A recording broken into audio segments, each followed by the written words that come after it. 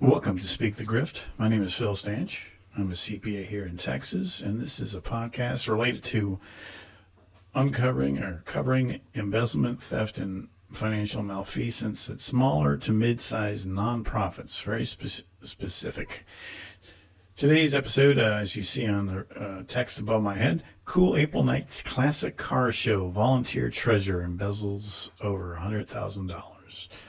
This is taking place in Redding, California. But before we get started, let's take a look at an ad. Who doesn't like fresh, homemade blueberry muffins? But these days, how many busy people have the time to bake?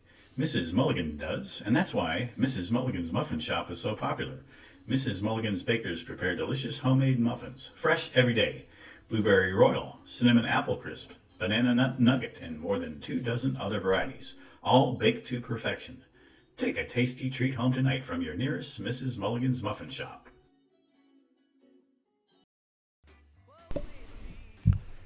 So this is a flyover of a classic car show that happens in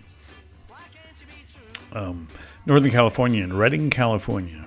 Every year, April 23rd, I think, was the one for 2023.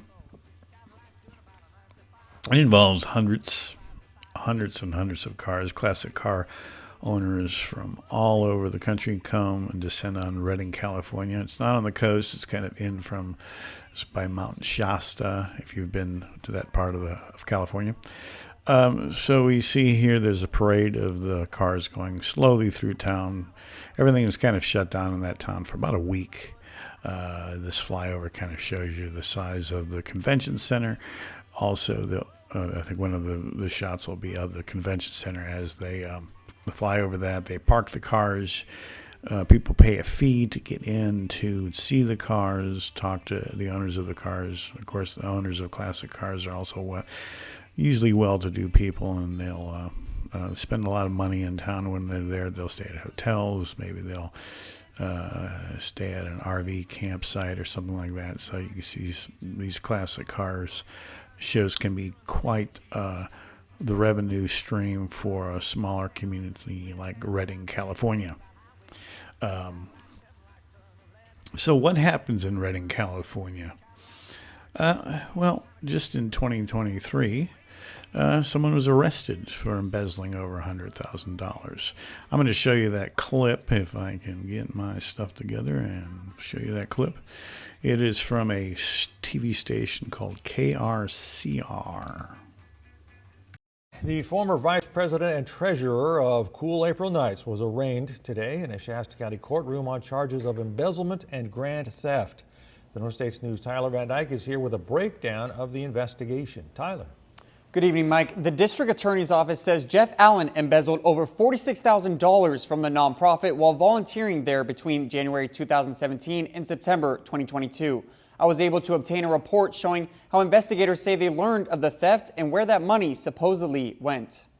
Former treasurer and vice president of Kool April Nites, Jeff Allen, had charges of embezzlement and grand theft filed against him by the Shasta County District Attorney's Office on Wednesday. According to court documents, it all started back in 2017 when former president of Kool April Nites, Doug Carney, passed away, and Allen took over the books, records, and finances exclusively, and also access to various passwords needed to access accounts and would not share them with other board members. In December of 2021, new members were elected to the board and looked into why Allen had sole access to the nonprofit's bank account. The board then requested bank statements from Allen, and he never provided them, instead providing the balance on Post-it notes at meetings. Fortunately, a member was able to obtain bank statements that showed images of multiple checks written by Allen, signed by Allen, and made payable to Allen, totaling over $100,000 between 2017 to 2022. Investigators say Allen admitted to not having any invoices, receipts, or any of the other documentation. He also admitted to taking $4,500 as backup money to attend Hot August Nights in Reno, but there is no record of what happened to that money.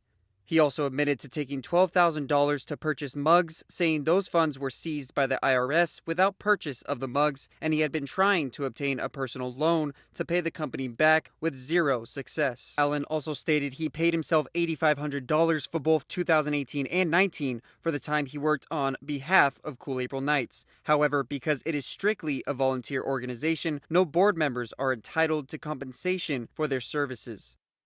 Allen will be back in court on those charges of embezzlement and grand theft on Monday, September 25th. Reporting live in the studio, Tyler Van Dyke, the North States News. So we can see that he was in a certain amount of trouble for this particular larger nonprofit. It was an annual event, but I think it raised a lot of money. Now, why should we care about this? Well, I think everyone that has a classic car in that particular show would care about it. And they would want to see that their money was well spent on something. One of the things you do in these kind of nonprofit shows, concert, things like that, you kind of brand yourself as benefiting charities. And when you brand yourself as benefiting charities, you will inevitably have a kind of a good, the public will have a good feeling for you and what you're doing there. So, Redding, California, Northern California, right here. It's right under the 902, right by Red Bluff. The Shasta National Forest is there, various things. So stakeholders were huge in this. Stakeholders are people that are sponsors, participants, consumers of these car shows. There were a lot of stakeholders in this. Kind of what we talk about in the fraud examination industry is representing the stakeholders of an organization to make sure that the funds are spent the way they're supposed to. So a lot of sponsors for this organization, a whole lot of sponsors. You can see local and national companies there, Red Lion Hotels, ABC station, I guess that was the KRCR local station, Turtle Bay Exploration Park, all these bars and grills. They would sponsor things. They'll probably sponsor cars, sponsor a site, sponsor, they might pay for the security. I'm not really sure. I'm not looking at their financial statements, not going to get that far into that. And then every year, I think when this organization was operating until 2017, until Jeff Allen started to steal from them, they would have their proceeds distributed to these organizations. This statement right here does cover 2019 when Jeff Allen was there, and he claims to say that they donated $43,000 to these great local organizations. There's about maybe 18 or 19 there, so I'm guessing each one got around a 2,000, 1,000, maybe some got more than others. Maybe the PTO of a certain school probably didn't get as much, maybe $500, and maybe the high school might have gotten more. There's a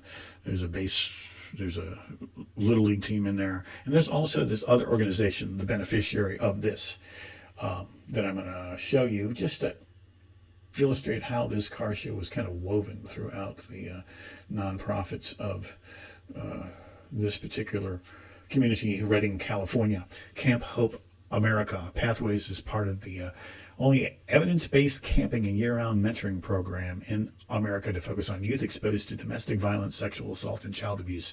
So the $2 or $3 grand that they would receive from Kool April Nites would be spent supposedly on some people that couldn't afford to pay for the full cost of the camp. If you've been to summer camp, it can be quite pricey. So, and you see some testimonials about how great this particular organization was for some of the people that went on this camp. And so in 2017, what occurred in 2017? There was a man named Doug Carney that died in 2017. And he was kind of the leader and the CEO of this until he died in 2017. He died unexpectedly at age 58. He was a former police officer in Shasta County, Redding, California, and he was the one that really made sure that the proceeds from basically, when you have a nonprofit car show that's receiving a lot of cash, they usually want to distribute it and not hold on to it year to year. So 2000 up to 2017, that was happening with stakeholders that were the beneficiaries of this yearly classic car show, depending on those funds to a certain extent. And then when Jeff Allen was there in 2017 on, they probably stopped receiving a lot of those funds, or probably didn't receive as much. He, in this DA's report, District Attorney, Shasta County DA's report, can read through this, kind of very telling about probably the best I've seen on this particular crime, alleged crime. Again, he's charged, not yet found guilty. So he was vice president and treasurer of Kool April Nites nonprofit from 2017 to 2022. He was removed from the board in September of 2022 after a statement of probable cause. So you see, he was probably able to operate under a lot of suspicion up until then, because there were probably people 2017, 2018, 2019, they were probably saying, hey, this car show is getting bigger and bigger, and it seems like the money's flowing in, but then we're getting a lot of information from the one person who runs the whole thing that, oh yeah, we don't have that kind of money to give you this year. So multiple checks written by Allen, signed by Allen, and made payable to Allen totaled more than $100,000, according to DA's investigator. But he was only charged with $46,852. Probably some legal thing where, we could make this stick, but there's a possibility it will be more charges later on. So one of the things he did, he just didn't allow anyone to see any of the financial statements, any of the invoices, bank statements. He was the only one that had any of the passwords to the bank accounts. He was the only one that had, I'm sure there was payment, like a Stripe application or something that you could take payments on. He probably was the only one that had that. There were probably iPads and things like that where people could take payments for certain things. He probably had access to all this, sole access to all of it. And what happened to bring this person under suspicion from just being suspicious to actually getting charged? So this paragraph, after new members were elected to the CAN board in December of 2021, they looked into the organization's finances and questioned why Allen had sole access to the group's bank account. They also questioned why he was a sole signer of checks written from CAN's a bank account. Any kind of financial control usually has, for an organization, usually has two people to sign checks that are written. And they can't be related people. They have to kind of, and most good nonprofits will also rotate the signers of those checks. So there's no habits that form that might allow a theft to occur in some time in the future. Up until this point, I think the previous person that was in charge of it, Doug Carney, was probably he was doing this on his own, but he was such an honest person, according to the reports, and the proceeds did go to these organizations in such a regular mode that I don't think anyone suspected him. I think this board probably didn't have financial controls in place when the CEO and the founder, basically when one of the founders or the organization, unexpectedly died. So if they had had these things in place, they could have transitioned to the next board with good fiduciary controls. Basically, fiduciary controls are making sure not only one person has access to all these things. So the governance of this nonprofit organization was centered around Doug Carney and his integrity. There's no reason to think that there was grifting or fraud happening in the Kool April Nites organization up until his death. The board mostly likely managed in a way that allowed the car show to grow and gain the trust of the community. No one on that board even thought about embezzlement. But then Doug Carney dies and Jeff John Allen slides right in. Students of fraud examination love the fraud triangle. It gives us a way to explain in the simplest of terms of why sometimes situations end in people embezzling funds. There are three sides to this triangle: motivation, opportunity, and rationalization around the situation. Motivation goes around the person's need to steal. Perhaps there's a need to steal because of a sudden loss of job. Rationalization deals with when people think that they are above the law and have the right to steal something. Opportunity provides an individual a way to remove funds or assets from a company or individual, as well as be able to cover up the fraud that has occurred. In this case, Jeff John Allen had all the opportunity because he had full control over the entire company. Cash is the main target, but assets that can be turned into cash are also valuable, as well as assets that can be used to supplement the fraudster's expenses. This is the only one of these three sides of the fraud triangle that the business has control over. The business can control the assets, people, information, and computer systems to limit an employee's opportunity to commit fraud. There are many reasons this might occur. In this case, there was total lack of internal controls from the time of Doug Carney. There's also the ability by Jeff John Allen to override existing internal controls. And, of course, in the Doug Carney era, too much faith in that person will act in good faith. And once Jeff John Allen replaced Doug Carney, they continued to think that he would act in good faith, and, of course, he didn't. And poor tone at the top, which kind of goes into just how corrupt the people below the boss think the boss is. But I don't think that really applies. In this case, it really is the total opportunity that he had to remove funds and assets from Kool April Nites. The National Whistleblowers Center quotes Albrecht on their website. The fraud triangle states that individuals are motivated to commit fraud when the three elements come together. Some kind of perceived pressure, some way to rationalize the fraud as not being inconsistent with one's values, and most importantly, to Kool April Nites, some perceived opportunity. So the fraud triangle in this situation really talks about the perceived opportunity that occurred in Doug Carney's untimely death. Jeff John Allen takes over, and he probably doesn't think right away about stealing. But up until this point, there was probably not many what they would call financial controls in place, or financial systems or financial procedures, like two people have to sign the check. People besides Doug Carney would look at the financial statements. There would be some kind of a separation of the duties in the various purchase and requisition cycles, just the common financial controls. But because up until 2017 that had never been an issue, no one thought that there should be any financial controls, because that would kind of disparage trust of Doug Carney, the original leader of Kool April Nites.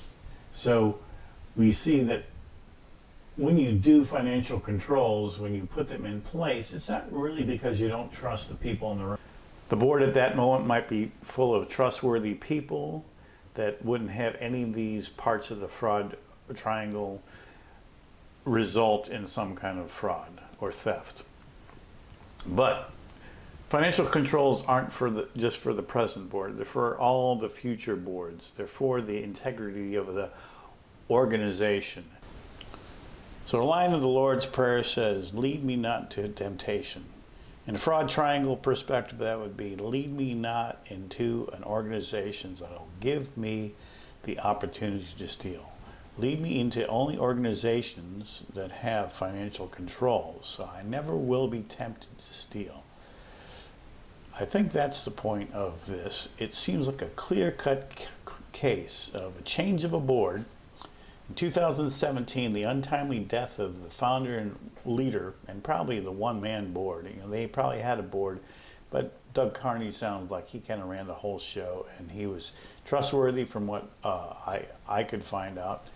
And he grew and grew and grew this car show out in Redding, California, and they always gave the proceeds of the car show to all the nonprofits that we saw before. So I think the lesson here is financial controls have to be in place, no matter how trustworthy the board or the organization looks like at a certain point in time.